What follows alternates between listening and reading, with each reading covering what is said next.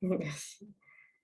Tu peux passer à la slide suivante. N'hésitez pas à poser vos questions dans le chat, même si on va prendre les questions à la fin, mais j'ai cru comprendre que lors du dernier webinaire, c'était très dynamique et puis il y avait plein de questions tout le long, donc n'hésitez pas, il me fera plaisir de m'arrêter et puis d'y répondre.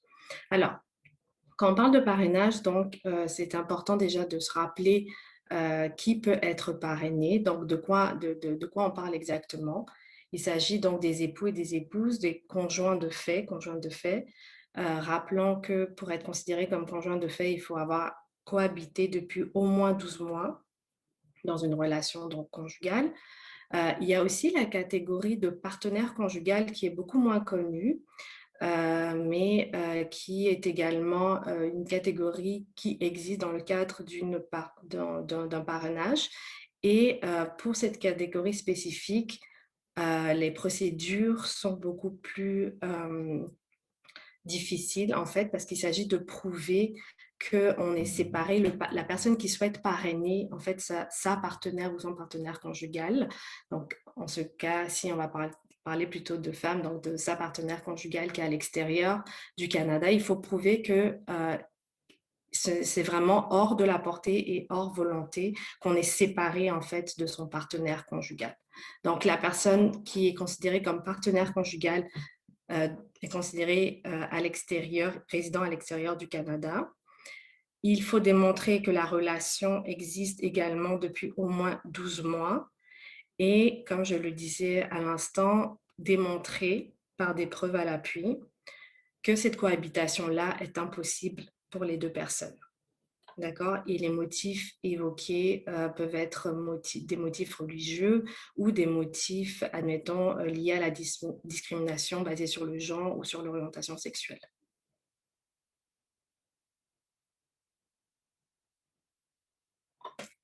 Donc, une personne qui souhaite parrainer, contrairement à une personne qui peut être parrainée où l'âge minimum reconnu selon la loi est de 16 ans et plus, la personne qui peut parrainer doit avoir au moins 18 ans ou plus.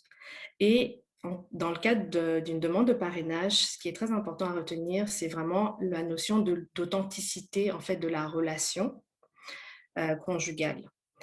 Parce que pourquoi c'est important? C'est parce que toute demande de parrainage par la suite, ou même une fois que la personne parrainée, donc la femme qui a été parrainée ou qui parraine en fait, toute relation qui n'est pas considérée comme étant authentique peut causer des problèmes et une personne qui a été parrainée peut voir en fait son statut révoqué si Immigration Canada considère que le parrainage a été effectué et que la résidence permanente a été obtenue de façon frauduleuse, ou s'il y a eu des fausses déclarations en rapport avec l'authenticité de la relation. Donc, à part ça, il faut également démontrer, lorsque la situation s'applique, bien évidemment, qu'on a cohabité avec le ou la répondante si la demande est présentée à titre de la catégorie des époux ou conjoints de fait au Canada, parce qu'on se rappelle également que la demande de parrainage peut se faire pour une personne qui se trouve à l'étranger. Donc, il y a la demande de parrainage peut se faire à l'intérieur du Canada, mais également je veux dire pour une personne qui se trouve à l'étranger. Donc, la personne parrainée n'a pas l'obligation d'être sur le territoire canadien pour pouvoir bénéficier d'une résidence permanente via le cadre de la catégorie de parrainage. Alors, par rapport aux critères d'inadmissibilité, donc là, on va vraiment parler des différents obstacles pour une personne qui veut être garante ou répondante. Donc, avant même de soumettre en fait la demande de parrainage, ce sont des éléments auxquels il faut porter attention. Donc, si une personne reçoit des prestations d'aide sociale pour une raison qui sont autres que ceux d'une invalidité, ou que cette personne ne peut pas en fait démontrer qu'elle peut subvenir aux besoins fondamentaux d'un membre de la famille, qui a déjà été parrainé. Donc là, on parle dans le cas de conditions de parrainage qui ont eu lieu dans le passé. Et donc, la personne qui souhaite parrainer, qui en fait a failli, si on veut, à ses obligations ou qui n'a pas pu être en mesure de pouvoir subvenir aux besoins fondamentaux d'un membre de la famille dans le cadre d'un parrainage, ne peut pas en fait soumettre une demande de parrainage nouvelle. Avoir été déclaré coupable au Canada ou à l'étranger d'un délit sexuel ou d'une tentative ou menace de commettre une telle infraction à l'encontre de quiconque ou d'une infraction entraînant des lésions corporelles, tentative ou menace de commettre une telle infraction à l'encontre d'un membre de votre famille ou de votre parenté ou d'un partenaire conjugal ou membre de la famille. Donc, tout ça, vraiment, ce sont des motifs qui peuvent, en fait, empêcher empêcher une personne de pouvoir devenir répondante ou garante dans le cadre d'une demande de parrainage. Une personne également qui a fait l'objet d'une mesure de renvoi ne peut pas soumettre une demande de parrainage et si la personne a été détenue ou est en prison ou se trouve en maison de correction, cette personne-là ne peut également pas faire une demande de parrainage. Ceci est important parce que je constate que la plupart d'entre vous qui êtes présentes ce soir sont des intervenantes ou des professionnels dans le milieu, donc du terrain. Ceci dit, j'ose croire qu'il y a quand même des femmes immigrantes qui sont connectées et c'est important de savoir quels sont les différents obstacles qui pourraient exister et de ne pas tomber justement dans de fausses promesses de parrainage ou dans quelque chose d'illusoire qui peut facilement mener à une perte de statut. Donc, je continue. Donc, la liste est longue. Vraiment, comme vous voyez, ce n'est pas si simple dans les faits de pouvoir parrainer quelqu'un. Il y a également le fait de ne pas être libéré d'une faillite, avoir déjà parrainé un époux, un conjoint ou partenaire conjugal qui est devenu résident permanent il y a moins de 3 ans. Également, bon à savoir si une personne, si moi, par exemple, j'ai déjà été parrainée, que je suis devenue résidente permanente il y a moins de 5 ans, je ne peux pas faire une demande de parrainage pour un conjoint ultérieur. D'accord? Donc, il y a autant de nuances auxquelles il faudrait porter attention lorsqu'on veut se lancer dans une demande de parrainage. Avoir été parrainé en tant qu'époux, conjoint, partenaire conjugal, être devenu résident permanent, comme je l'ai dit, il y a moins de 5 ans, ne pas avoir payé un prêt d'immigration, une garantie d'exécution, une pension alimentaire, avoir déjà présenté une demande de parrainage de votre époux, de conjoint de fait, partenaire conjugal ou enfant actuel sans qu'une décision n'ait été prise à cet égard. C'est ça parce que parfois, il peut s'avérer que la demande de parrainage soit toujours en cours, qu'il y ait de relations qui se brisent entre-temps, mais qu'une personne rencontre une nouvelle conjointe, non conjointe de fait, et qui décide de se lancer dans une procédure de demande de parrainage en sentant que cela ne pourra pas être possible. Olga, avant que tu passes, il y avait une question dans le chat. C'est quoi une garantie d'exécution? D'exécution, oui. Je vais la prendre en note, puis si vous permettez, je reviendrai là-dessus sur toutes les questions techniques. D'accord? Parfait. Merci. Donc, ce qui est aussi important à garder à l'esprit quand on parle de parrainage, c'est vraiment l'engagement. Donc, généralement, on va garder à l'esprit tout ce qui est durée d'engagement, on va y revenir, mais c'est vraiment la notion d'engagement, c'est vraiment un engagement, le parrainage, d'accord? Et d'ailleurs, c'est pour ça qu'il y a plusieurs intervenantes qui nous contactent à la clinique juridique Solution Juste pour me demander qu'est-ce qu'on fait si on est victime de violences conjugales, admettons, et qu'on a fait une demande de parrainage qui a été acceptée. Et donc, on est lié, c'est vraiment, ça crée un lien de dépendance, autant pour la personne qui parraine que la personne qui est parrainée. Donc, quand on décide vraiment de parrainer une personne, il est bon de garder à l'esprit qu'il s'agit d'une promesse pour subvenir aux besoins essentiels de la personne qu'on parraine, de sa partenaire, époux, conjoint de fait, et également des enfants à charge de cette personne-là. Parce que rappelons-nous que le parrainage ne concerne pas seulement la personne directe. Donc, si un homme décide de parrainer une femme qui a déjà des enfants à sa charge, c'est également un engagement supplémentaire à ce moment-là.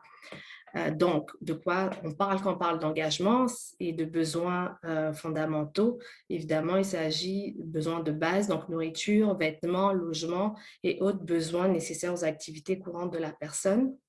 Donc là, vous avez toute une liste. Il faut également veiller à ce que la personne parrainée ne devienne pas une charge pour le gouvernement. Donc, qu'est-ce que ça veut dire?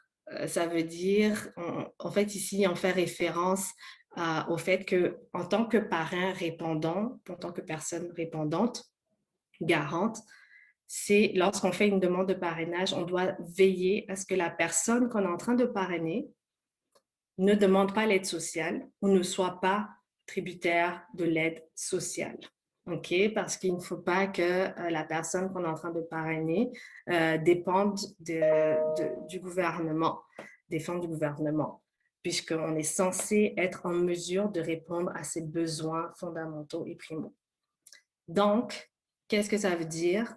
En tant que parrain ou parraine, on est dans les faits engagé non seulement, on s'engage en fait non seulement auprès de la personne qu'on est en train de parrainer, mais aussi envers le gouvernement du Québec.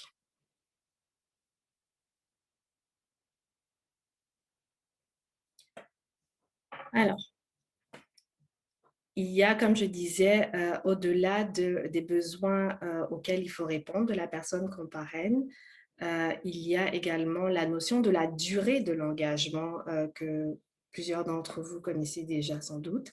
Donc, la durée de l'engagement pour une conjointe ou un conjoint, c'est d'une durée de 3 ans à partir de l'obtention du statut de résident permanent. OK. Maintenant, c'est vraiment les 3 ans. C'est pas lorsque on a soumis la demande de parrainage, mais c'est vraiment à partir du moment où la personne qu'on est en train de parrainer devient résidente permanente et qu'elle a reçu sa confirmation de résidence permanente.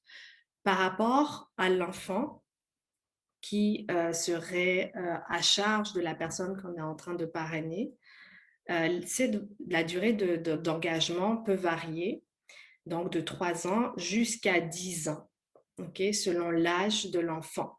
Ça, c'est très important aussi à prendre en considération parce que, comme vous pouvez l'imaginer, la durée d'engagement peut être très longue et quand on parle de contexte de violence, ben, à ce moment-là, ça peut être très difficile en fait de pouvoir procéder à certains recours pour pouvoir justement annuler cet engagement-là ou s'en défaire.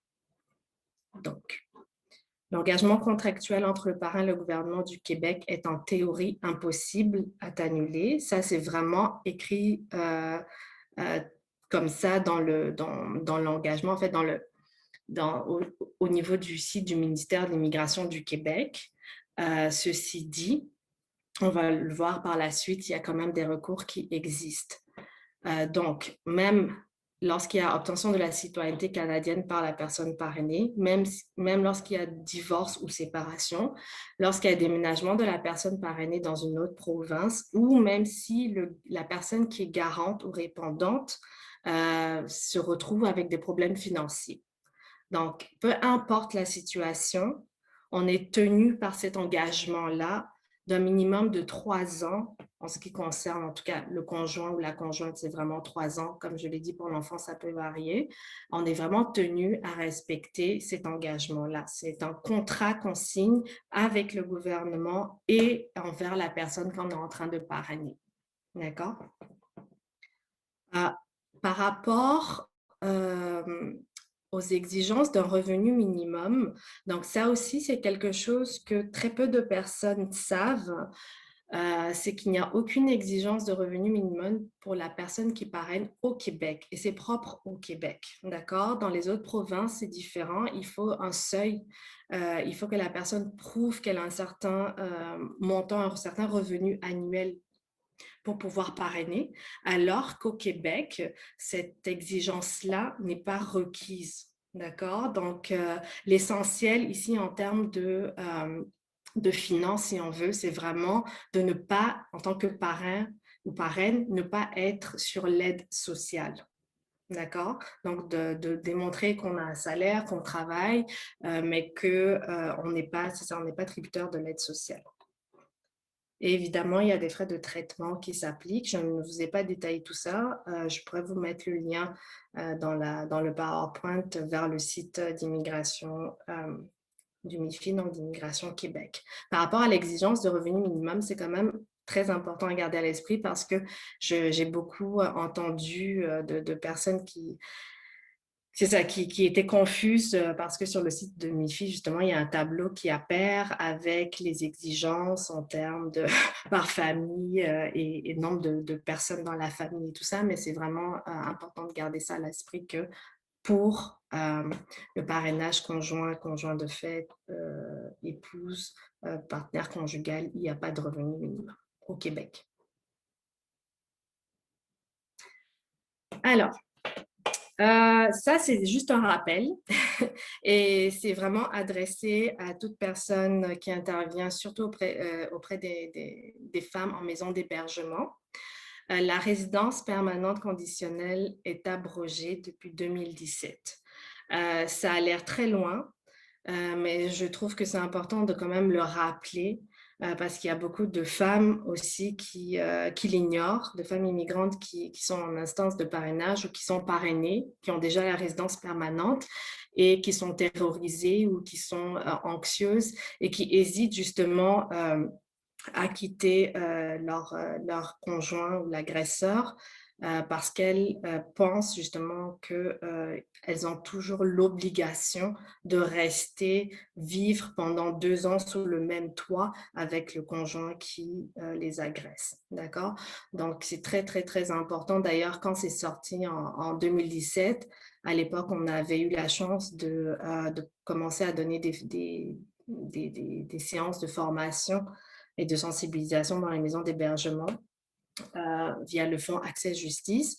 Et on s'est rendu compte que plusieurs des intervenants des maisons d'hébergement n'étaient pas au courant de cette nouvelle loi-là. Donc, c'est très important de le garder à l'esprit, de ne pas hésiter à le rappeler à toute nouvelle femme immigrante qui entre en maison d'hébergement, parce que, croyez-moi, même les femmes résidentes permanentes continuent de nous appeler et sont persuadées, justement parce qu'elles sont menacées par les conjoints ou maris. Donc, elles ont peur de quitter la violence parce qu'elles sont, c'est ça, elles sont terrorisées. Elles pensent qu'elles ont l'obligation de rester sous le même toit et de continuer à vivre dans la violence, de subir la violence par rapport au fait que, justement, malgré en fait qu'elles soient résidentes permanentes déjà. Alors, ça, les conséquences, je pense que ça, c'est quelque chose qui nous intéresse particulièrement. Qu'est-ce qui arrive donc en cas de rupture pour une femme en instance de parrainage? Je précise bien en instance de parrainage parce que je n'ai pas souligné ici les cas pour des femmes qui sont déjà en fait parrainées. Donc, parce que pour moi, parrainer est en fait en termes de loi. Une femme qui est déjà parrainée, ça veut dire qu'elle a déjà la résidence permanente. Donc, elle est résidente permanente. OK?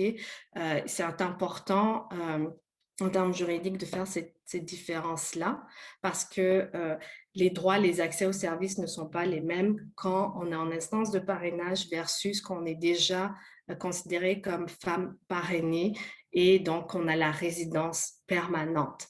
Je le mentionne et je le souligne et je ne cesserai de le faire parce que c'est un terme qui est employé à tort et à travers dans tous les milieux. On parle de femmes parrainées, mais qu'est-ce que ça veut dire dans les faits, dans la procédure? Est-ce que la femme a déjà été parrainée? Si elle a déjà été parrainée, ça veut dire quoi? Ça veut dire que sa demande de parrainage a été finalisée, ou est-ce que la demande de parrainage est en cours de traitement et qu'elle attend toujours une décision de la part d'Immigration Canada? Donc, c'est très important en tant qu'intervenante de pouvoir justement clarifier tous ces points-là lorsqu'on intervient auprès d'une femme qui vous dit je suis en parrainage ou je suis parrainée par mon mari et par mon conjoint. Vraiment la notion de où est rendu ou à quelle étape vous êtes rendu dans votre procédure de parrainage. C'est terminé ou c'est pas terminé? Ça a été accepté ou ça a été refusé? Donc, c'est vraiment tous ces points-là qui sont fondamentaux à clarifier lorsque vous recevez une femme surtout si elle est victime de violence. D'accord? Donc, une femme qui est victime de violence qui rompt avec son conjoint, sa demande de parrainage qui est en cours de traitement auprès d'IRCC va être annulée. OK? Évidemment, pour que ça soit annulé, il faut que IRCC, donc IRCC qui est Immigration Canada, soit au courant. Donc, si la IRCC n'est pas au courant, généralement, ce qui se passe, c'est qu'il y a une demande à l'époque, en tout cas avant la pandémie, il y avait une convocation qui était envoyée au couple, d'accord, pour qu'ils se présentent pour une entrevue auprès d'Immigration Canada. Et lors de cette entrevue-là, Immigration Canada allait poser des questions justement pour s'assurer que la relation est toujours stable et que tout se passe bien et qu'il s'agit d'une relation authentique. Okay? Et à ce rendez-vous-là, il fallait absolument que autant monsieur, madame, ou en tout cas le couple soit, les deux personnes concernées soient présentes. Sinon, ça posait problème. Donc, tout ça pour dire que si vraiment il y a une rupture ou il y a une séparation alors qu'il y a une demande de parrainage qui est en cours, tôt ou tard, les risques que la demande de parrainage soit annulée sont vraiment très, très, très forts, donc ils sont très présents. OK? Maintenant, madame ou la personne qui est parrainée risque de se retrouver sans statut si elle avait un statut précaire et si, admettons, elle était venue au Canada avec un visa, elle a fait une demande de parrainage, son visa a expiré, elle n'a pas renouvelé le visa, il y a eu violence dans la relation, il y a séparation, la demande de parrainage est annulée, ben, madame se retrouve sans statut. D'accord? Ça, c'est un exemple. Évidemment, si elle se retrouve sans statut, il y a aussi un risque de renvoi. On va parler de déportation s'il s'agit, par exemple, d'une femme qui était à la base une demanderesse d'asile refusée, d'accord, et qui avait fait une demande de parrainage qui était en cours, mais qui se retrouve au final sans statut parce qu'il y a parrainage annulé ou que le conjoint ou l'époux a retiré la demande de parrainage. Est-ce que ça va jusqu'à date? Oui? OK. Donc, avant de passer peut-être au recours, j'aimerais vraiment insister sur le fait que tant que la femme qui est en instance de parrainage n'a pas reçu sa confirmation de résidence permanente, elle risque, s'il y a une situation de violence et s'il y a séparation, elle risque vraiment, en fait, la demande de parrainage ne pourra plus avoir lieu. La demande de parrainage n'aboutira pas, d'accord? Et monsieur peut retirer sa demande à tout moment. Donc, ça peut même être la veille. La veille, si, admettons, Immigration Canada décide d'émettre une confirmation de résidence permanente à madame, si la veille, monsieur écrit pour dire que je ne veux plus parrainer madame, j'annule toute procédure, c'est mort. il y a plus de parrainage possible. Donc, c'est vraiment très important de garder ça à l'esprit parce que souvent, on rencontre des femmes qui ne savent pas encore si elles vont quitter leur conjoint. Justement, il y a toute cette période de prise de conscience, de réflexion. Est-ce que je retourne auprès de mon conjoint et que la procédure continue? Tout simplement, ou est-ce que vraiment il s'agit d'une séparation et à ce moment-là, je veux mettre fin en fait à la relation et il y aura plus de parrainage. Donc, c'est vraiment important de garder ça à l'esprit lorsqu'on intervient auprès de ces femmes-là parce que elles doivent savoir qu'elles ont d'autres recours à portée de main que la demande de parrainage. OK? Et donc, par rapport à ces autres recours, il y a le permis de séjour temporaire pour victimes de violences familiales, dont j'ai parlé lors du dernier webinaire, qui a été en fait mis en place tout récemment en 2019 par Immigration Canada dans le cadre d'une mesure spéciale et qui permet à toute femme qui est victime de violences familiales, il parle de violence familiale, ça inclut bien évidemment la violence conjugale sous toutes ses formes. Donc, on parle de violence psychologique, verbale, physique, sexuelle et également de négligence. Donc, c'est très important à le savoir. Donc, une femme qui est victime de négligence de la part de son conjoint ou de son époux peut faire une demande de permis de séjour temporaire pour victime de violences familiales. D'accord? Le PST pour victime de violences familiales. Comme son nom l'indique, c'est un permis de séjour temporaire. Donc, ce n'est pas un recours pour obtenir la résidence permanente. Le permis de séjour temporaire donne certains avantages, notamment le fait de pouvoir faire une demande de permis de travail ouvert et également de pouvoir bénéficier du programme fédéral de santé intérimaire, la couverture médicale donc, du fédéral qui est connu sous le nom de PFSI. Le permis de séjour temporaire est gratuit. Le premier permis de séjour temporaire est gratuit. Le permis de travail qui sera déposé parallèlement à la demande de PST est gratuit aussi. Donc, ça a tous ses avantages. Normalement, un permis de séjour temporaire conventionnel coûte 200 $. OK? La résidence permanente pour considération humanitaire est une autre option. Là, on parle vraiment d'une résidence permanente. Et puis, bon, c'est l'avantage, en fait, si on veut, qu'on arrive à prouver qu'on est victime de violence, c'est que cette demande de résidence permanente-là sera traitée. En tout cas, Immigration Canada s'engage à traiter cette demande-là de façon accélérée, contrairement aux autres demandes de résidence permanente pour considération humanitaire. Mais les frais s'appliquent. Pareil, il s'agit donc de frais de 550 par adulte pour les frais de traitement, 500 $ pour les frais de droit de résidence permanente, 150 pour des enfants à charge et également les frais de biométrie.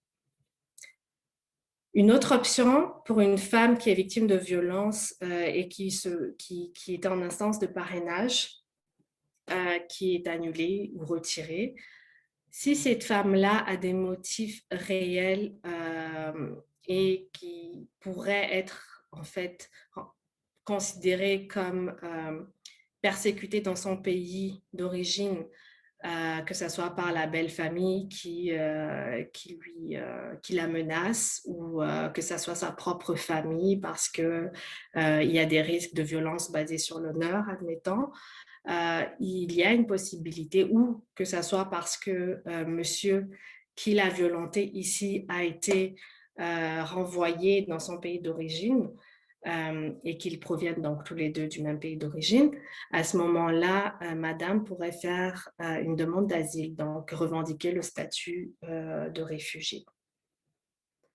Une autre possibilité, c'est l'immigration économique. Donc, récemment, il y a eu beaucoup de questions par rapport à ça. Est-ce qu'une personne victime, une femme victime de violences conjugales, familiales, pourrait faire à la place d'une demande humanitaire qui dure quand même plusieurs années, d'accord, facilement 2 ans, 3 ans, voire plus, pourrait faire plutôt une demande de résidence permanente dans le cadre du programme d'expérience québécoise, par exemple. Donc là, on va parler plutôt d'immigration économique. C'est fort possible parce qu'il ne faut pas oublier qu'une personne une femme qui est parrainée a normalement la possibilité d'avoir accès à un permis de travail.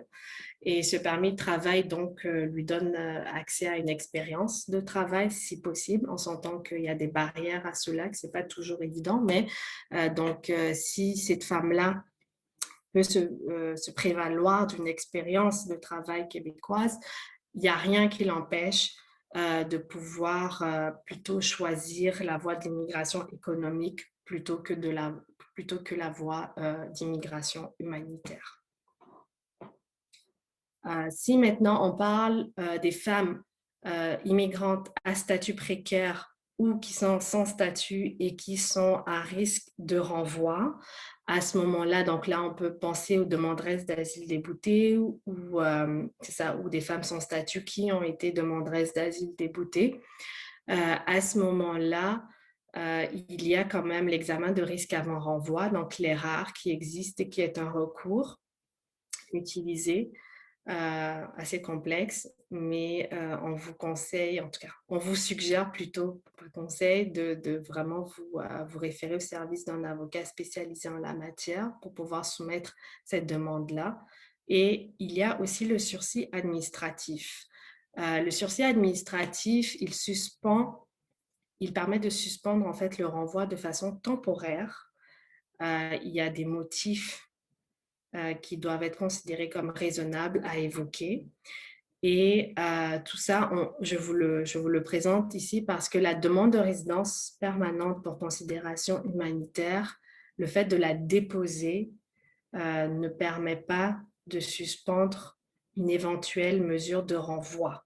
Donc, on peut faire une demande de résidence permanente pour considération humanitaire et si on fait face à un renvoi, à ce moment-là, et qu'on a une date de renvoi, à ce moment-là, on peut soumettre une demande de sursis administratif si on a des motifs à évoquer. Par exemple, on a un enfant qui est en train de terminer l'année scolaire, où on doit subir une chirurgie médicale très importante dans les prochains mois, on a un suivi. Donc, c'est vraiment quelque chose de très concret où on peut également demander à Immigration Canada de surseoir au renvoi jusqu'à ce qu'il y ait une décision qui soit rendue sur la demande humanitaire, par exemple.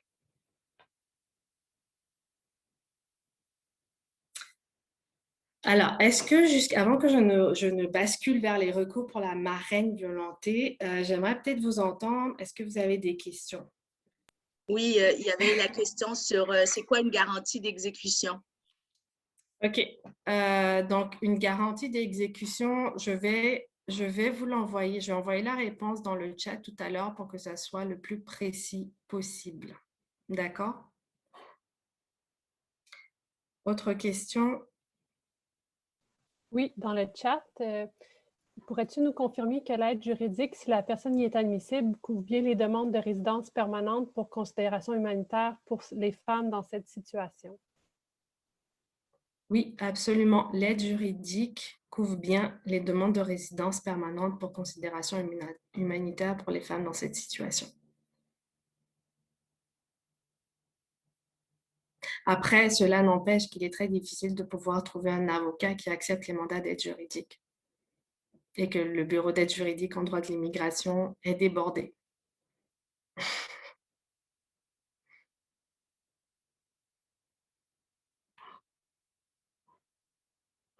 Oui.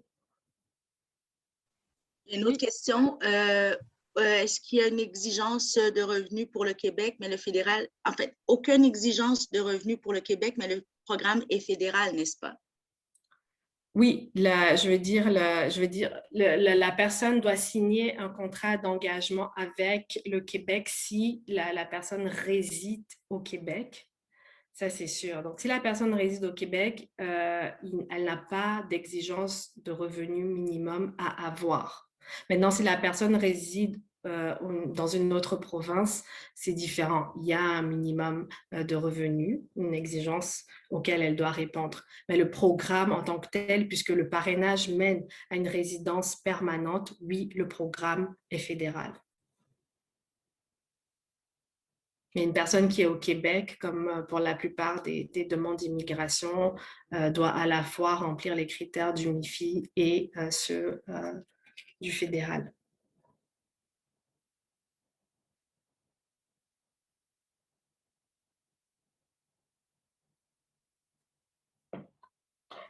C'est bon.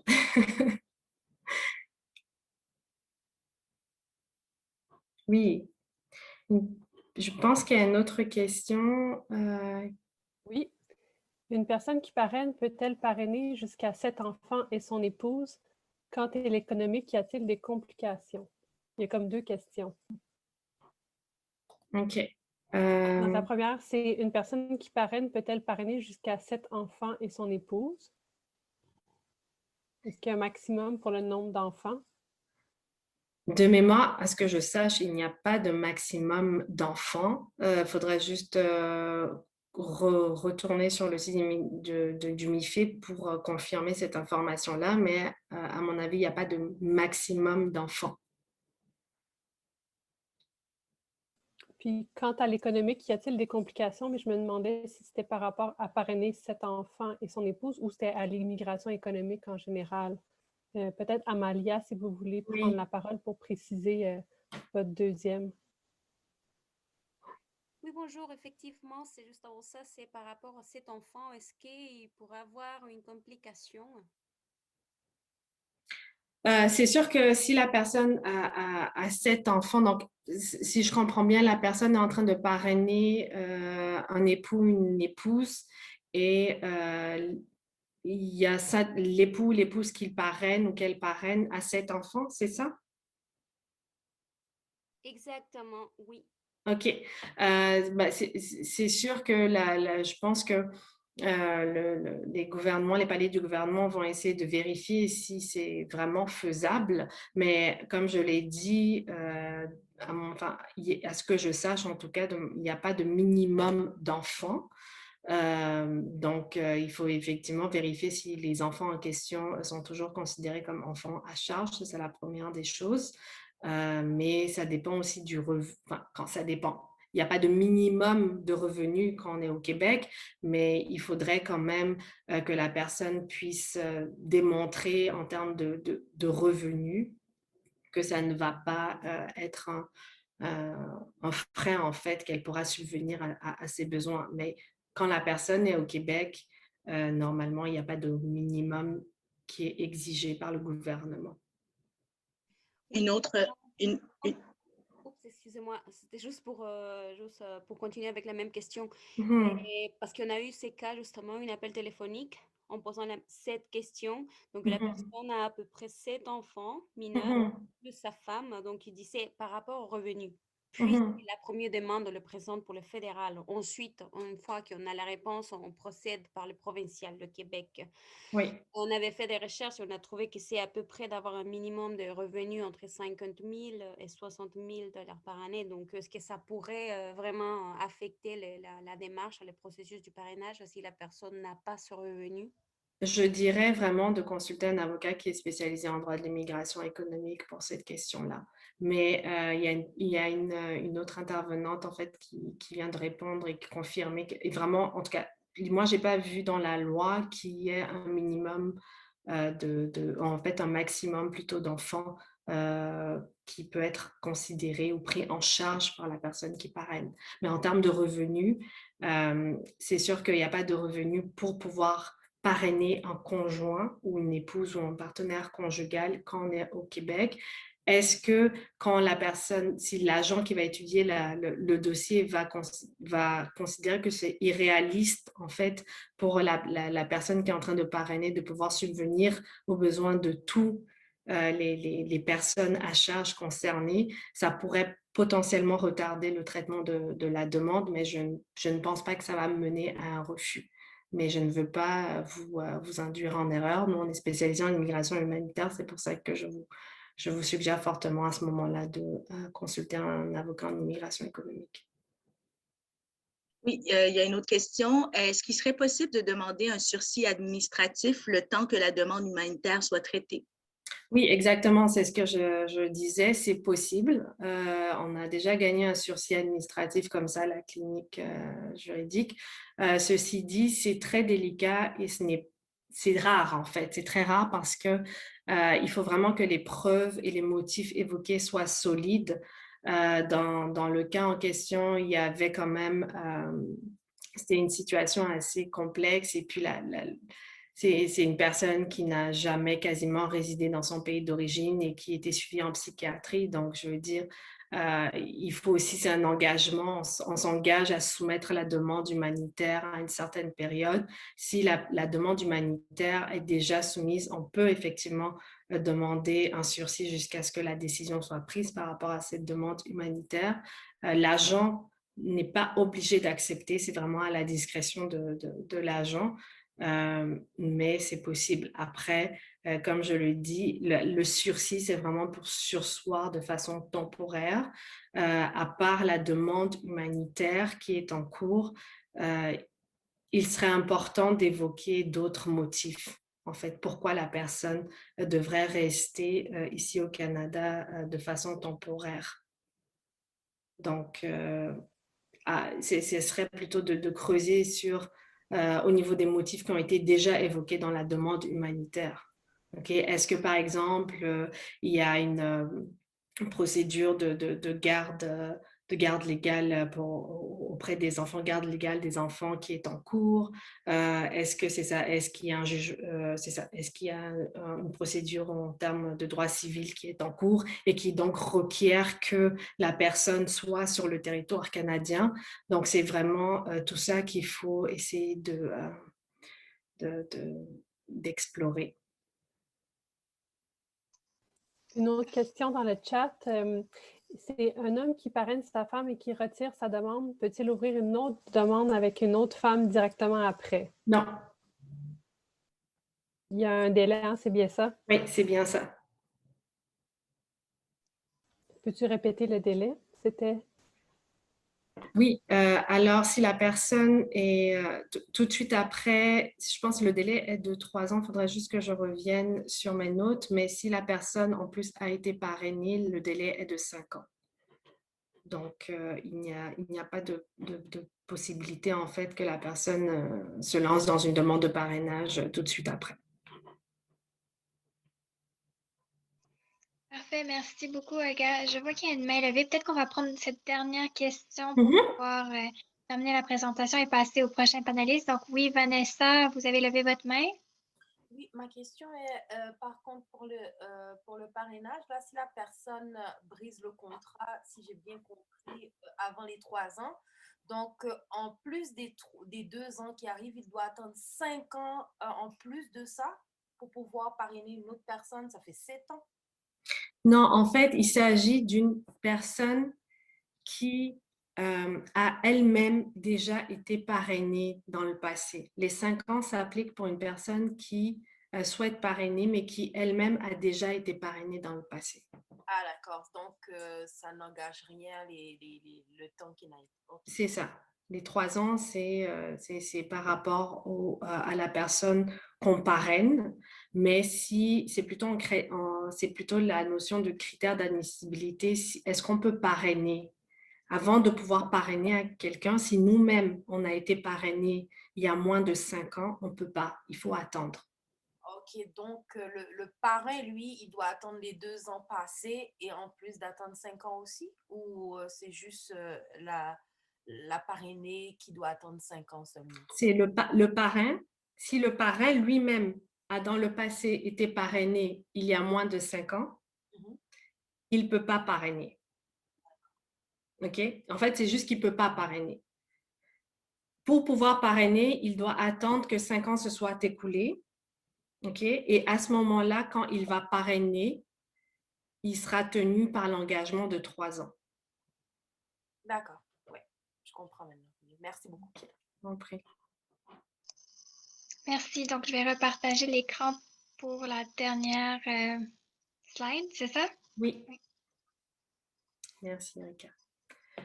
Alors, donc, en cas de violence faite envers la marraine, donc la femme en fait qui parraine, qui est répondante et garante, si, comme je le disais, la demande de parrainage est en cours de traitement, donc que la personne, le conjoint ou qu'elle est en train de parrainer n'est pas encore résident permanent, il y a possibilité de retrait ou d'annulation de la demande. Pour cela, il faut communiquer avec Immigration Canada et puis également dénoncer auprès de l'Agence des services frontaliers du Canada. Ça, on le verra par la suite. Mais tant que la demande est en cours de traitement auprès d'Immigration Canada, il suffit donc que la marraine contacte Immigration Canada. Généralement, ça se fait via formulaire web, surtout en ce moment avec la pandémie. Donc, expliquer les raisons. Elle n'est pas obligée de rentrer dans les détails, mais c'est quand même important qu'elle mentionne qu'elle est victime de violence de la part de la personne qu'elle est en train de parrainer. Donc, expliquer tout ça et puis dans une lettre, en fait, qui est signée, généralement, Immigration Canada, en fait, demande que cette lettre-là soit signée à la main de préférence, puis envoyée.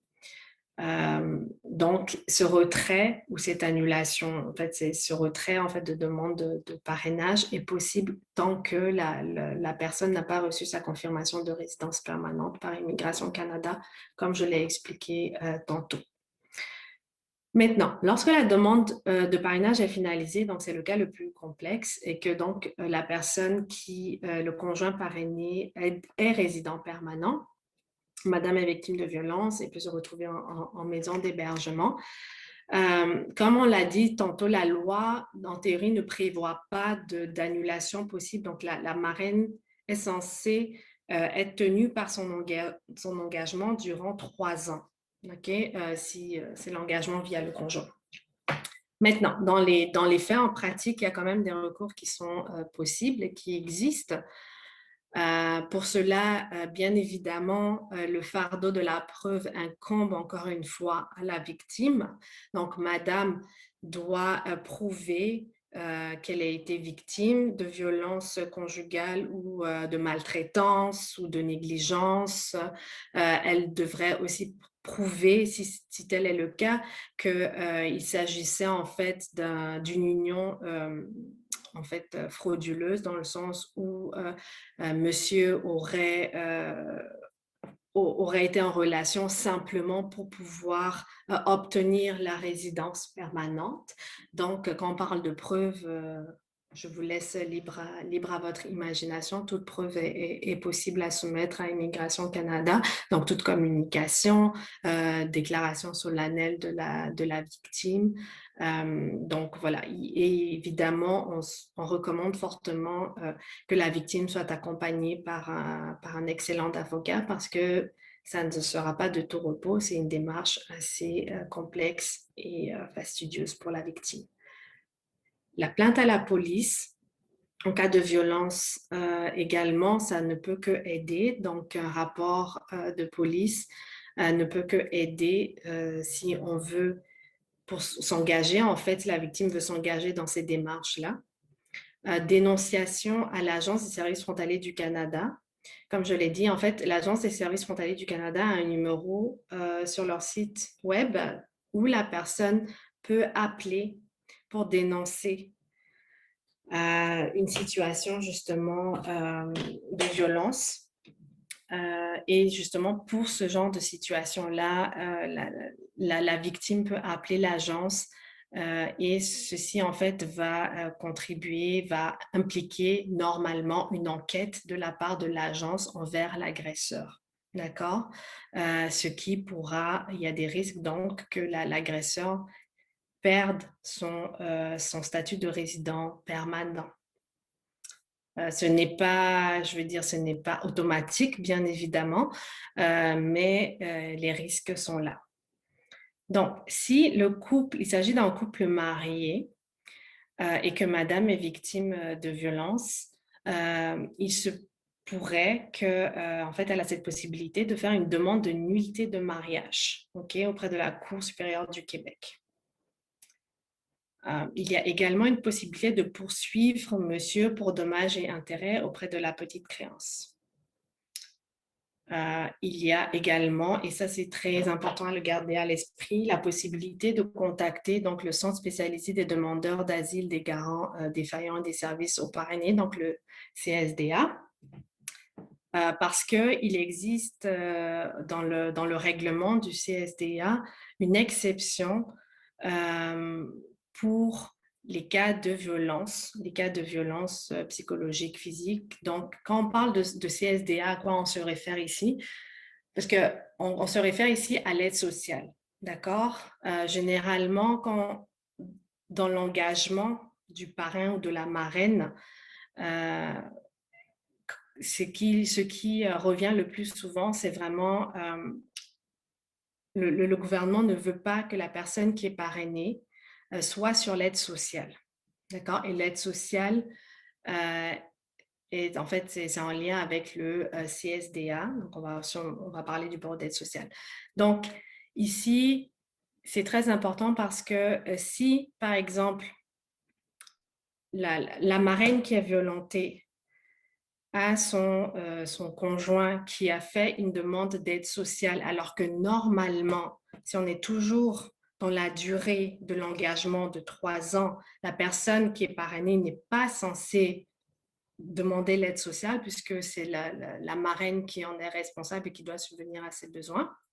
Si le monsieur qui est parrainé, qui est résident permanent, a fait une demande d'aide sociale, Madame doit rembourser en temps normal le gouvernement.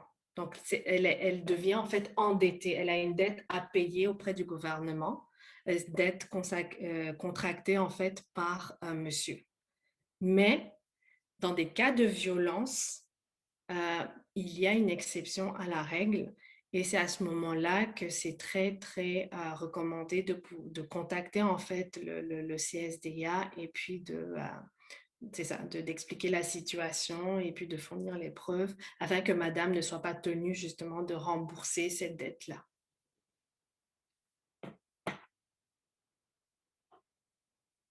Voilà. Le temps passe super vite. Je sais qu'il y a une autre présentation qui suit.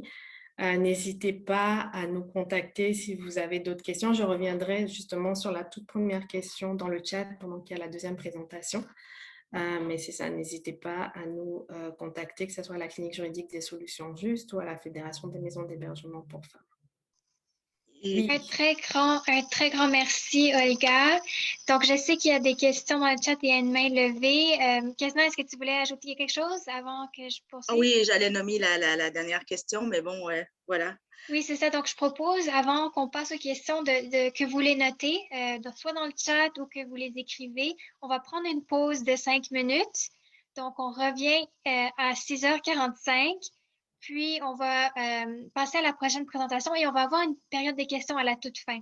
Et Olga va aussi pouvoir répondre à vos questions dans le chat si vous avez des questions vraiment urgentes. Et bien sûr, vous recevrez des coordonnées de tous les panélistes, incluant le courriel d'Olga à la fin du webinaire. Donc, on prend une petite pause de 5 minutes et on se retrouve à 6h45. Et je vous expliquerai dans quelques minutes qui nous sommes, qu'est-ce qu'on fait. Mais j'aimerais vous remercier pour cette invitation-là aussi, l'équipe de Trace et Erika. Et merci à Olga, c'était super intéressant. Depuis des années que Haïdoun, vous allez voir un petit peu qu'on fait du parrainage collectif. On est un organisme qui fait du parrainage privé en tant qu'organisme, mais c'est très différent. On est, comme vous allez le savoir un petit peu, du parrainage, des NEPO, etc. On n'est pas du tout spécialisé là-dedans. Alors, ce soir, avec ma collègue Lana qui est avec moi, on va présenter un peu c'est quoi le parrainage collectif très, très brièvement, mais plutôt l'aspect terrain que Erika parlait, avec nos familles parrainées, comment on intervient quand il y a une victime une femme qui est victime d'une violence conjugale, comment nous travaillons, un peu nos savoir-faire et savoir-être à travers les 14 ans, un peu nos pratiques porteuses. Ce n'est pas nécessairement les pratiques qui peuvent être concordantes pour tout le monde, mais on va partager avec vous qu'est-ce que ça fonctionne pour nous. Alors, Lana, je te laisse présenter le PowerPoint. Alors, Haydun, pour ceux qui s'intéressent un petit peu, qu'est-ce que ça veut dire? Haydun signifie en arménien maison arménienne.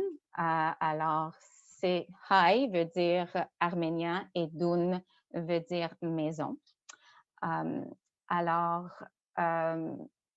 qui nous sommes? Haydun est un organisme à but non lucratif qui a été fondé en 2007.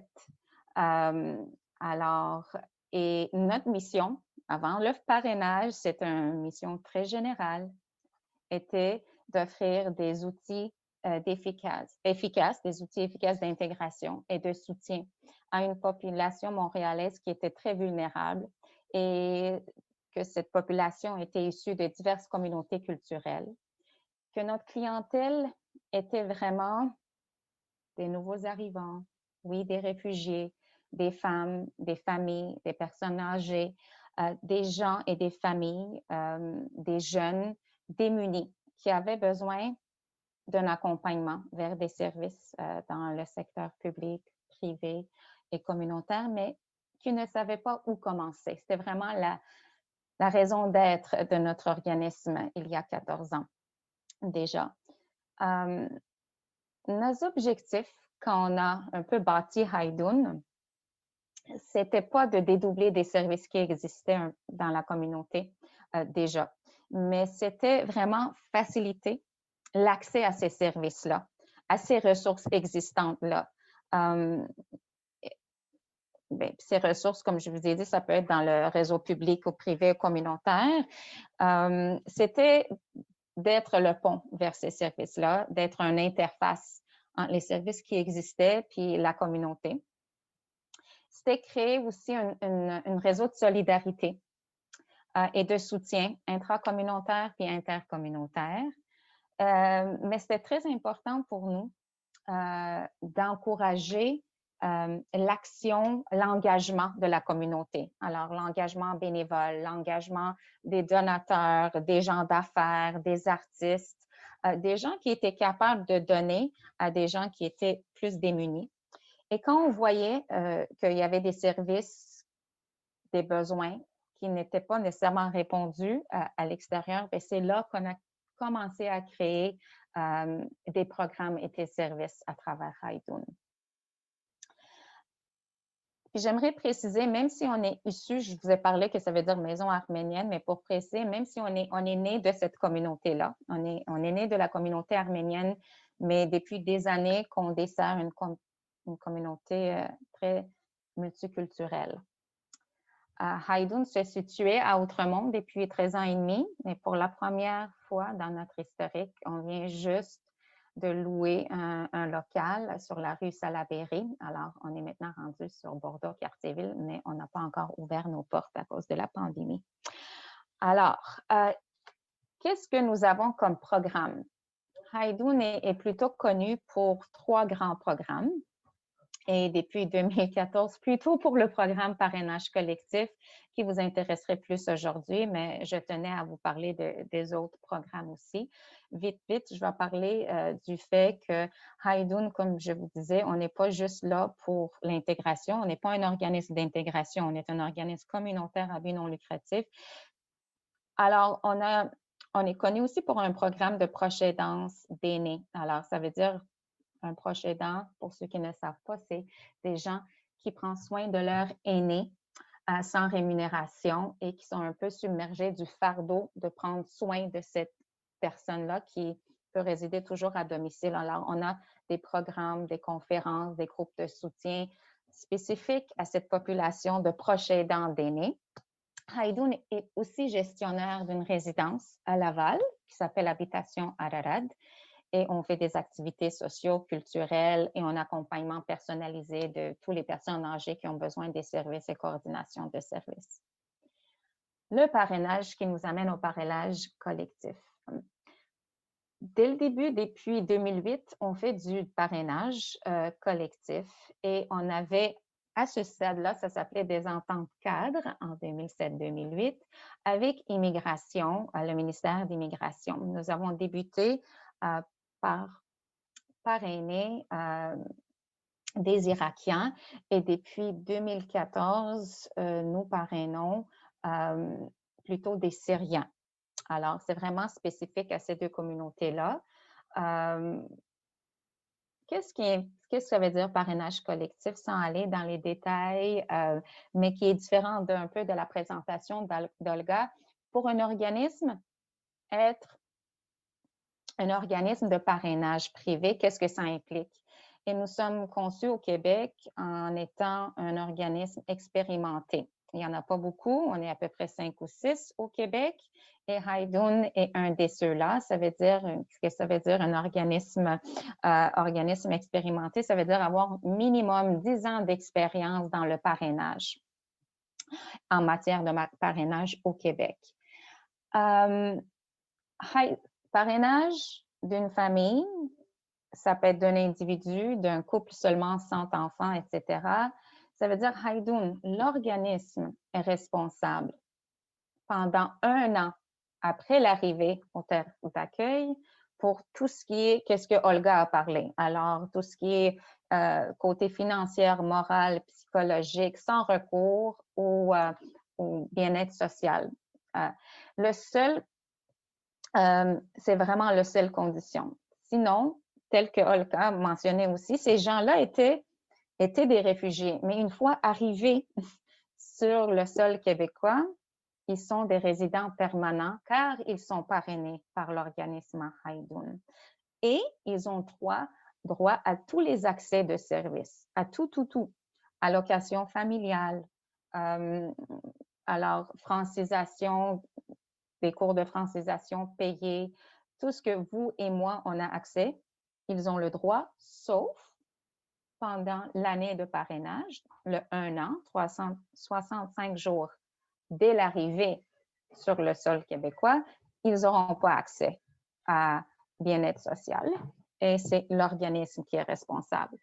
Comment qu'on fait ça? Depuis, si je vous parlais de juste des Syriens, on est rendu à 3200 personnes parrainées, juste par l'organisme depuis 2014. OK? Nous sommes 6 et 7 employeurs Haïdoun en différents programmes. Ça serait impossible que nous serions responsables de chacun de ces familles-là. Sans l'aide, on a un programme de jumelage. Alors, la façon qu'on s'organise, ça veut dire que le seul critère que Haïdoun a pour faire du parrainage d'une famille ou d'une personne à l'étranger, c'est que cette personne-là connaît quelqu'un au Québec qui va aider Haïdoun à parrainer la famille. Et une fois arrivé au Québec et le pré-arrivé et le post-arrivé, on travaille ensemble avec cette personne, cette garant, si je peux dire aussi, d'une façon, d'intégrer et d'aider la famille. Si vous avez des questions, je répondrai tantôt par rapport aux critères et qu'est-ce que ça implique. Sinon, je m'arrêterai là pour qu'est-ce que ça implique. Mais Haïdoun, à part le 1 an d'arrivée, c'est notre mission comme organisme déjà d'aider des gens vulnérables. Alors, même 1 an après l'arrivée, Haïdoun, c'est un organisme communautaire de soutien. C'est un organisme de service à la famille. Alors, c'est le mandat général d'aider quelqu'un. Alors, même post 1 an, 2 ans, 3 ans, 5 ans, nouveaux arrivants ou quelqu'un d'ici depuis 30 ans, nous sommes là à l'écoute et à l'accompagnement pour donner des services de soutien adaptés, flexibles, au rythme de la personne qui a besoin d'un aide particulier. Voilà. Alors, nos services, qu'est-ce qu'on fait? À travers tous ces programmes-là, on a ces services-là. Et voilà, qu'est-ce qu'on fait? On fait un accompagnement et un soutien psychosocial pour tous les nouveaux arrivants réfugiés immigrants. On a un soutien aux familles et aux jeunes. On a des services de coordination et de référence, des services de droit et de médiation, pas des droits en tant que service juridique, et transport et traduction. Vu que la plupart de nos familles sont un peu démunies, alors on a quand même des bénévoles, plus que 80 bénévoles engagés dans différents secteurs de services qui vont accompagner, si je parle juste du programme du parrainage, vers des établissements, des centres médicaux, des médecins, trouver un appartement. Alors, sans l'aide et l'engagement de la communauté, la grande communauté, ce serait impossible que nous pouvions aider nos nouveaux arrivants, ainsi que tous les gens vulnérables. Avant que je passe la parole à Lana, j'aimerais simplement mettre un peu la table. Haydoun, à travers toutes nos actions, on a toujours, comme je disais, un accompagnement, un soutien. On débute tout ce qu'il y a, tout aide avec une évaluation des besoins de la personne individuelle, mais la personne, notre façon d'intervenir, notre philosophie d'intervention, je peux me permettre de le dire de cette façon-là, c'est toujours avec une approche systémique. Qu'est-ce que ça veut dire une approche systémique? Ça veut dire que même si, disons, dans un cas, il y a un monsieur qui appelle pour une aide pour une personne âgée, sa femme, bien, Haydoun va aller travailler avec la famille au complet. Alors, toutes les relations de cette personne-là, on accorde une importance à toutes les relations humaines que cette personne peut avoir et on le fait à domicile. Alors, c'est très important pour nous de voir un peu l'environnement, les interactions de la personne et tout l'environnement global de la personne, professionnelle, sociale, psychologique, etc., sont pris en contexte avant d'établir un plan d'orientation avec la personne. Alors, pour nous, c'est très important de bien comprendre comment cette personne interagit avec les membres de sa famille ainsi que sa communauté, etc. Alors, là, c'est un peu, j'ai mis la table pour qui nous sommes, nos programmes et nos services, puis je vais laisser la parole à Lana qui va un peu décrire dans les cas, et on a eu plusieurs, pas beaucoup, mais plusieurs à travers les 14 ans, des nouveaux arrivants parrainés qui ont eu des défis avec des cas de violence conjugale et comment on intervient dans ces cas spécifiques-là. Je laisse la parole à Lana. Mais avant de passer, si quelqu'un a des questions spécifiques au parrainage, au service, avec plaisir que je peux y répondre aussi.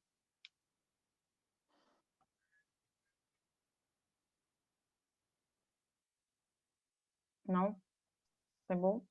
Je pense qu'on peut poursuivre. J'ai une question. Oui. Oui. Je voudrais juste savoir, madame, vous avez dit que, c'est Yannick Panet-Raymond qui parle, que vous ne vous considériez pas comme un organisme d'intégration, mais quand je vous écoute parler, en tout cas, j'aimerais savoir pourquoi vous avez fait cette précision-là, parce que je trouve qu'il y a de l'intégration dans ce que vous faites. Oui, il y a une partie intégration, mais comme j'essaie d'écrire un peu, c'est une bonne question dès le début, on ne travaille pas juste avec des personnes parrainées par Haydoun, qui est différente d'un Promis, d'un Cassis, d'un Carré Saint-Laurent. Haydoun est un organisme communautaire à but non lucratif qui aide des gens vulnérables. Ce soir, on parle plutôt de notre programme de parrainage collectif. Alors, disons, les personnes âgées et qui réfèrent à nous, l'approche aidance, les jeunes avec des abus. Alors, on aide toutes personnes qui sont ici depuis 20 ans, 30 ans, qui sont haïtiens, bulgares, libanais, syriens. Alors, c'est pour ça qui nous sépare d'un bureau d'intégration qui est juste des nouveaux arrivants dans ce cadre-là. Nous, un des programmes, c'est le parrainage. Et dans le parrainage, il y a beaucoup d'intégration qu'on fait, mais il y a beaucoup de soutien psychosocial qui se fait. Alors, c'est pour ça que je disais qu'on aide beaucoup de population, beaucoup de profils de clientèle, mais ce soir, on parle des nouveaux arrivants un peu. C'est beau? Merci beaucoup. Bonjour, donc je suis Lana Webe. Je suis intervenante psychosociale à Aidoun dans le cadre du programme de parrainage. Je dois vous dire que je suis très contente, je suis heureuse d'être parmi vous. Et en tant qu'intervenante, la présentation d'Olga m'était vraiment très informative. Merci aussi pour cette présentation. Et donc, Narod a parlé de notre organisme, comment ça fonctionne de manière générale. Moi, je vais vous donner la version terrain. Et c'est à travers une histoire que je vais vous donner cette version, à travers l'histoire qui est une combinaison de plusieurs histoires pour respecter bien sûr la confidentialité de nos clients et donc qui présente une situation de violence conjugale et comment nous, à Aidoun, on travaille avec ce genre de problématique. Voilà. Donc, je vais vous raconter l'histoire de Salam. Donc, Salam a 35 ans, son mari Karim a 55 ans et leurs deux fils, Jade et Fouad, ont 15 et 13 ans. Ils ont quitté la Syrie donc, et se sont réfugiés au Liban après la destruction totale de leur maison et du garage de Karim par des roquettes. Ils se sont réfugiés au Liban, comme beaucoup de nos bénéficiaires, comme beaucoup de nos clients. Karim, mécanicien depuis 30 ans, il gagnait très bien sa vie. Il n'avait jamais songé à quitter la Syrie parce qu'il était très bien là-bas, sans, bien sûr, la situation de la guerre qui a dévasté la vie de sa famille et sa vie à lui. Donc, 1 an après leur arrivée au Liban, Salam, qui avait une voisine, et comme c'est le cas très souvent avec nos bénéficiaires, nos clients, ils ont beaucoup de familles qui ont immigré au Canada, en Australie, etc. Donc, la voisine de Salam lui dit, eh bien, il y a un organisme au Canada qui s'appelle Aidoun, qui aide les réfugiés syriens à immigrer au Canada. Voilà, contacte-les, vois si tu pourrais avoir cette option avec ta famille parce que leur situation financière au Liban, elle était devenue de plus en plus difficile. Salam a beaucoup d'initiatives, a consulté la page Facebook de Aidoun, nous a envoyé un message et voilà, on a commencé la procédure avec elle, elle nous a envoyé tous ces documents et voilà que la procédure du parrainage collectif a commencé avec la famille de Salam. Alors Salam a pris cette initiative très enthousiaste, très contente, alors que son mari était plus, lui disait tu perds ton temps, ça ne sert à rien, on ne sait jamais s'ils vont pouvoir nous aider ou pas, voilà. Donc ça c'est l'avant. L'avant de nos familles, ça c'est un exemple, mais beaucoup de nos familles passent par ça. Et un peu pour revenir un peu à comment nous travaillons, voilà, Narod vous a expliqué un peu le fonctionnement du parrainage collectif et c'est ce qu'on a fait avec cette famille. Elle nous a envoyé son dossier.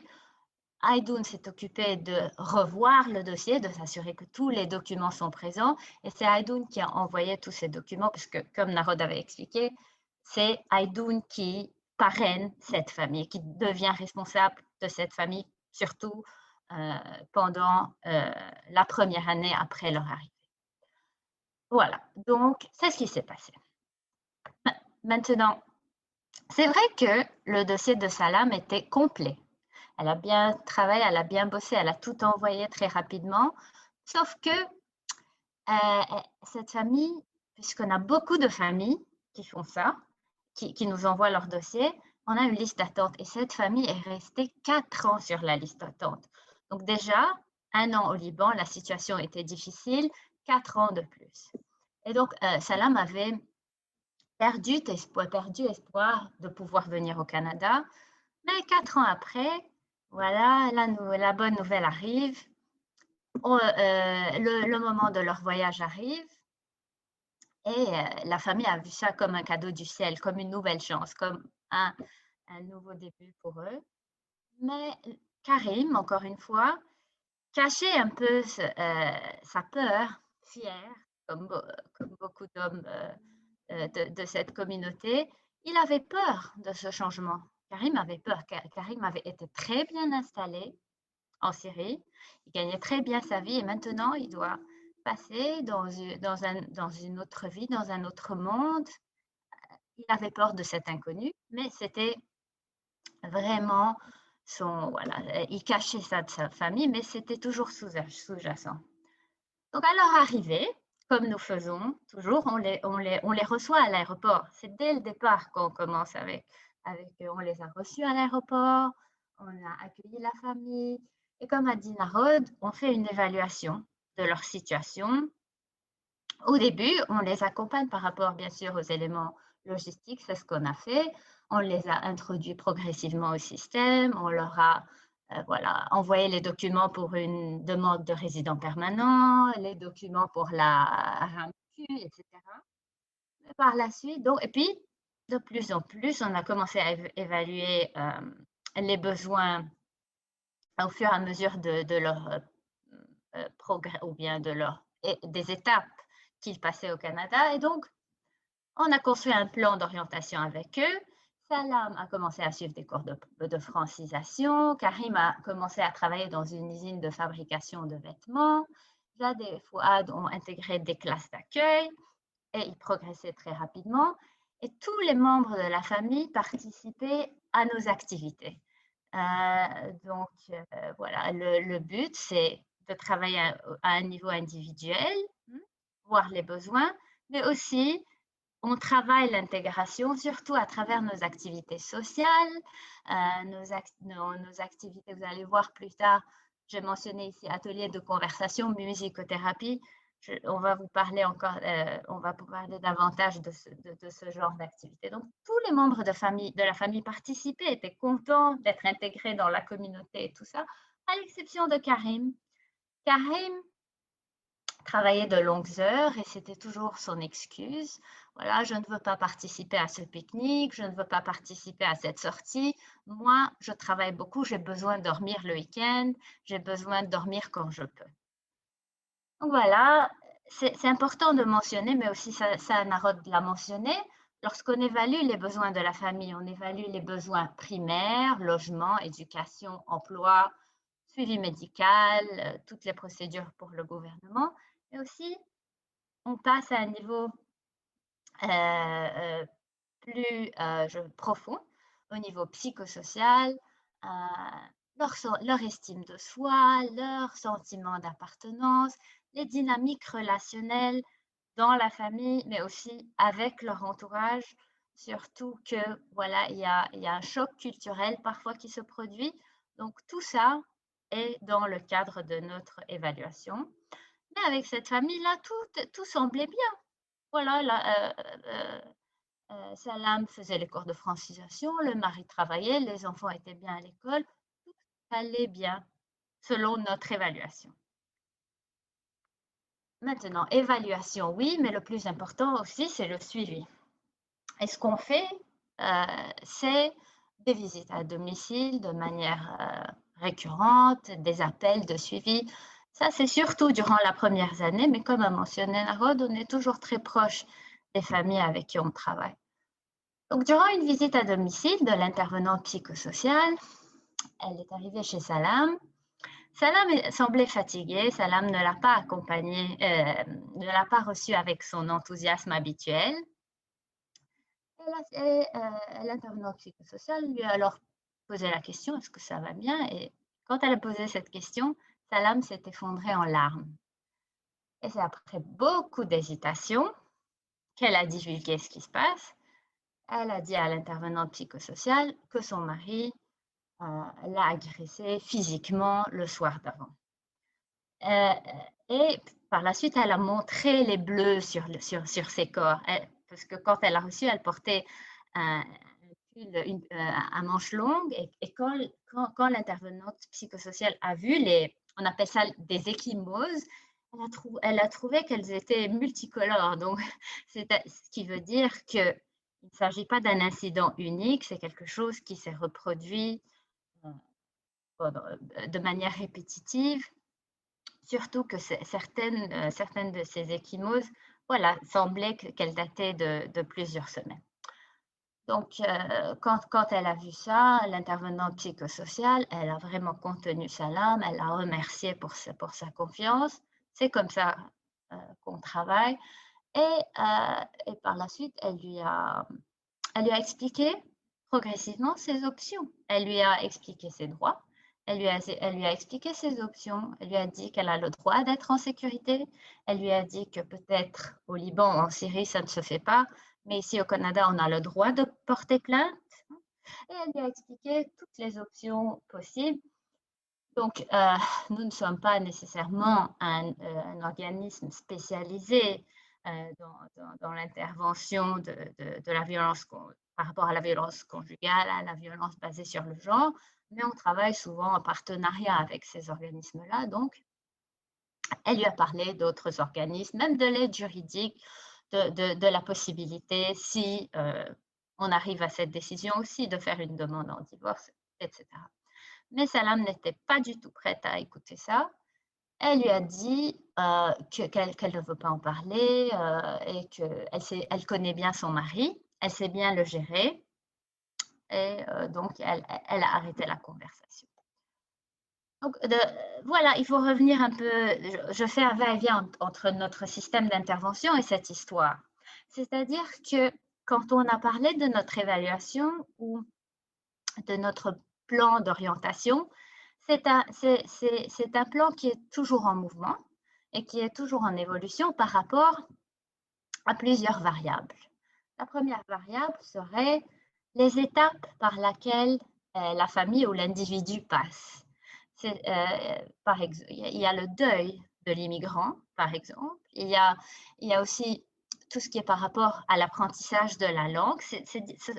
Le mieux ils apprennent la langue, le mieux ils s'intègrent. Donc, voilà, il y a toutes ces étapes qu'il faut prendre en considération. En plus de ça, une autre variable serait les difficultés qu'ils rencontrent. Et là, il y avait un incident, voilà, un incident important, conflit, difficultés relationnelles, etc. Et leur manière de gérer. Donc, constamment, on est en train d'évaluer toutes ces variables pour ajuster notre plan d'intervention. Je vois que Narod a enlevé son... Est-ce que tu veux ajouter quelque chose? Oui, je voulais simplement dire par rapport au deuil, Lana, tu as mentionné au deuil de l'immigrant, mais Haïdoun, même s'ils sont des résidents permanents quand ils sont arrivés, on travaille avec des familles qui étaient des réfugiés, statut des réfugiés. Ça veut dire un statut de réfugié, ces gens n'ont pas choisi de quitter leur pays d'origine. Il y avait une guerre et leur sécurité est compromise. Alors, tout ça, c'est aussi pris en contexte dans le deuil. Le statut réfugié versus statut immigrant, qui a quand même un immigrant choisi de venir ou immigrer dans le terre d'accueil versus un réfugié qui a peur et craintif pour sa sécurité et sa survie. Merci, Marie.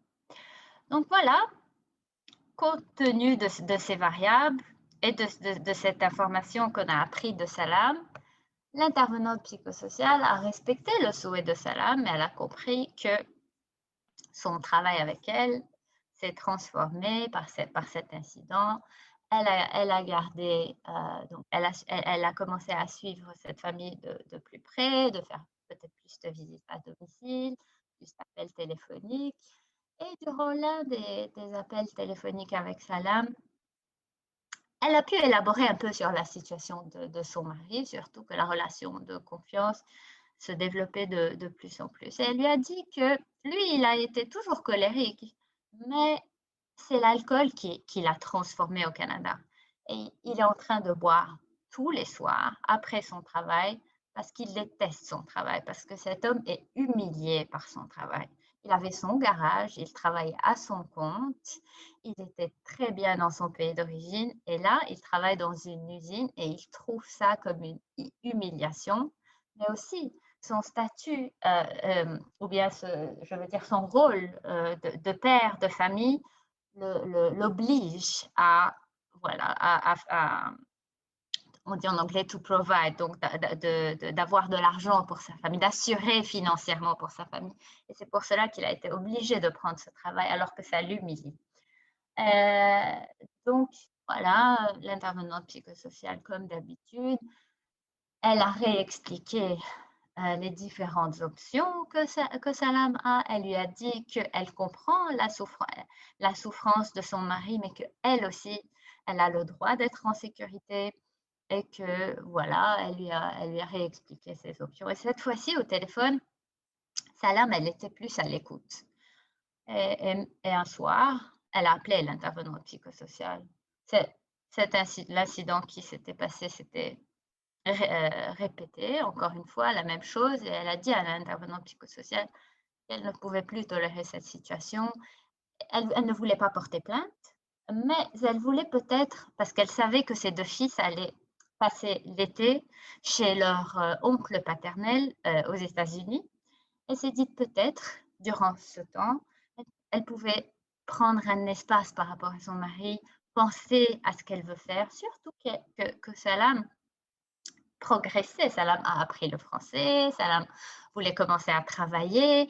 Donc, Salam avait besoin de temps et d'espace pour pouvoir penser aux étapes prochaines pour sa vie. Et vu que ses enfants ne vivaient, ou bien allaient passer l'été ailleurs, elle s'est donné cette chance, et elle a dit à l'intervenante psychosociale qu'elle voudrait, oui, consulter un organisme spécialisé, une maison d'hébergement, pour voir si cette possibilité, elle peut la prendre en considération. Donc là, c'est pour dire que, comme on a déjà mentionné, nous, on n'est pas un organisme spécialisé en termes de violence conjugale ou bien de violence basée sur le genre, mais on accompagne. C'est-à-dire que par rapport, par exemple, à Salam, ce qu'on fait, c'est qu'on fait un travail de sensibilisation. C'est ce qu'on a vu. L'intervenante psychosociale lui expliquait ses droits, lui expliquait le système ici au Canada, lui donnait des ressources. Mais aussi, ce qu'on fait, c'est un travail d'accompagnement, c'est-à-dire que si la victime décide de consulter un autre organisme, vu qu'ils ont confiance en nous, vu que on les a parrainés, ils sont venus au Canada à travers nous, leur introduction au système canadien vient à travers nous, on fait ce lien avec les autres organismes, on les accompagne parfois à un premier rendez-vous, on traduit, donc on fait ça. Et c'est ce que, et pour dire, on travaille pas seulement avec les organismes qui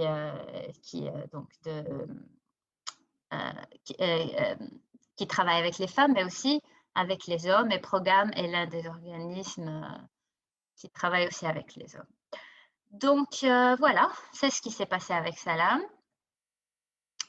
Ses enfants sont partis aux États-Unis et le lendemain, l'intervenant psychosocial et Salam ont été à la maison d'hébergement. Salam a rencontré l'équipe, elle s'est sentie en sécurité et elle a décidé d'y rester.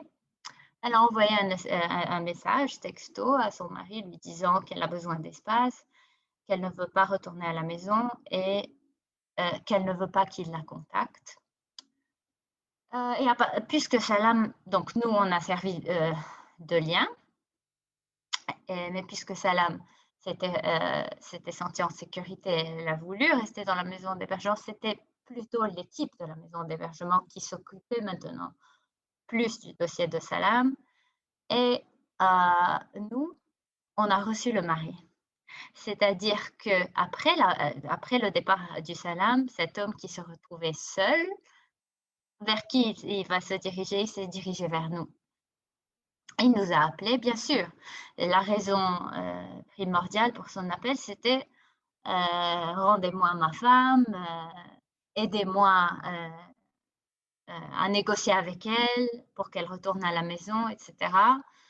Notre réponse, c'est un peu un système qu'on a créé à Aidoun, c'est que dans ce genre de situation, l'intervenant qui a travaillé avec la famille ou bien avec la victime s'abstient de travailler avec l'agresseur. Et c'est une autre intervenante psychosociale qui va prendre le dossier. Et donc, cet homme-là a été reçu par une autre intervenante psychosociale, justement pour éviter tout genre de compromission, tout genre de... Voilà. Elle lui a bien expliqué qu'elle ne pourrait pas faire grand-chose par rapport au contact avec sa femme, mais elle lui a expliqué qu'elle peut s'occuper de ses besoins spécifiques à lui. Elle peut travailler avec lui par rapport à sa souffrance, parce que c'était clair que c'était un homme qui souffrait. Première séance avec l'intervenante psychosociale, cet homme tournait autour du même sujet. Même si elle lui parlait de lui, il voulait parler de sa femme. Mais 2-3 séances plus tard, et il a commencé à se remettre en question, et cet homme-là a accepté d'être référé en psychothérapie. Surtout qu'il a compris que le moment allait arriver, que ses enfants allaient retourner à la maison et qu'il voulait être prêt pour les recevoir. Donc voilà, et c'est très important de dire que, oui, comme a mentionné Narod, on travaille avec une approche systémique, on travaille avec toute la famille, mais on est bien conscient de la difficulté de travailler en même temps avec la victime et l'agresseur, ce qui fait qu'on y va très doucement, avec beaucoup de prudence. Et donc, la sécurité de la victime reste toujours notre priorité, sa sécurité, son bien-être, sa santé mentale et physique. Mais quand c'est assuré, quand on a compris que Salam était en sécurité à la maison d'hébergement, avec une équipe qui s'occupe d'elle, et aussi les garçons étaient ailleurs, on avait cet espace pour travailler avec Karim. Et comme j'ai dit avant, on essaye de diviser les professionnels. Je veux dire que pas la même personne travaille avec l'agresseur et la victime. Voilà, donc ça c'est un exemple de notre travail à suivre. J'ai dit on a mis à suivre parce que comme on avait mentionné avant, ces familles reviennent vers nous. Parfois, on travaille sur des objectifs bien spécifiques qu'on atteint avec eux, mais ils reviennent souvent vers nous, dépendamment de là où ils sont dans leur processus d'intégration. Parfois, d'autres difficultés ressurgissent et ils reviennent vers nous. Parfois, ils nous réfèrent d'autres clients. Parfois, ils font du bénévolat. Et j'ai bien en tête un exemple d'un garçon dont les parents étaient dans une situation de violence conjugale et que lui est revenu vers Aidoun pour faire du bénévolat. Et il participe à nos différentes activités, à nos différents projets. Ils aiment bien les activités sociales qu'on organise, les activités, les dîners communautaires, les sorties culturelles. Et donc, puisqu'on en parle, je vais vous présenter aussi un projet sur lequel nous travaillons actuellement, la clé de sol d'accueil. Je ne sais pas, Narod, si tu souhaiterais développer un peu, présenter un peu ce projet. Oui, juste pour conclure notre partie-là, si vous retenez rien de cet exposé, c'était de pouvoir vous informer le suivant, qu'on reste proche à nos familles, même au-delà du parrainage collectif, si je peux me permettre, en restant proche à travers nos activités que Lana a mentionnées et être toujours au rythme du client qui est devant nous, axé à ce besoin dans l'espace. Nous essayons, ça ne veut pas dire qu'on a toujours des succès, mais en créant des activités comme ce projet qui est financé par la Ville de Montréal, le BINAM, en partenariat avec l'immigration. C'est un projet de 2 ans qui vient d'être prolongé. Ça s'appelle la clé de sol d'accueil pour des jeunes et des parents nouveaux arrivants. On est en plein recrutement de trouver des jeunes de 16 et 24 ans qui aimeraient participer à des activités musicales. On fait plutôt avec un expert de musicothérapie. Ça crée une solidarité entre ces jeunes qui sont un peu dépourvus de leur identité, qui partagent un peu le même parcours émotionnel et qui ont beaucoup de difficultés à s'exprimer par rapport au rôle qu'ils ont ici au Québec, ben, on les met ensemble pour en discuter via le non-verbal, via la magie de la musique avec un expert extraordinaire qui ramène tout ça un peu à l'extérieur. Et pour les mamans, les parents, ben, on a des ateliers de conversation qu'on fait à chaque semaine pour ces deux activités-là. C'est pendant 12 semaines où des femmes ou des parents nouveaux arrivants, ils sont francisés. Ce n'est pas des cours de francisation, mais on nous dit toujours qu'ils ne prennent pas le temps de pratiquer, qui ont toujours un peu réticents à la pratique. Alors, on met un animateur avec un animateur à travers un peu le dramathérapie et des ateliers et des exercices intéressants, des femmes, des adultes qui pratiquent le français à travers différents thèmes qui sont liés avec un peu le système au Québec. Et ils sont jumelés avec des Québécois de souche ici, des bénévoles qui participent à ce projet-là. On est aussi des partenaires avec l'Orchestre symphonique Montréal à travers ce projet-là. Alors, si vous connaissez des nouveaux arrivants, jeunes ou adultes, ben, Erika vous donnera un peu nos courriels et vous pouvez les référer. Et voilà. Et c'est un peu les images de nos activités, les dîners communautaires, la musicothérapie, les femmes nouveaux arrivants qui travaillent à travers un projet de popote roulante pour Haïdoun. Alors, on essaie toujours d'intégrer, c'est l'image qu'on voulait vous donner aussi, comme j'ai dit, des nouveaux arrivants qui peuvent eux-mêmes être employés ou aider des personnes aînées, par exemple. Alors là, c'est des femmes syriennes qui cuisinent à travers un projet de popote à travers cet hiver, durant COVID, pour des aînés vulnérables qui habitent à domicile, de préparer des repas chauds hebdomadaires. Et voilà. Merci.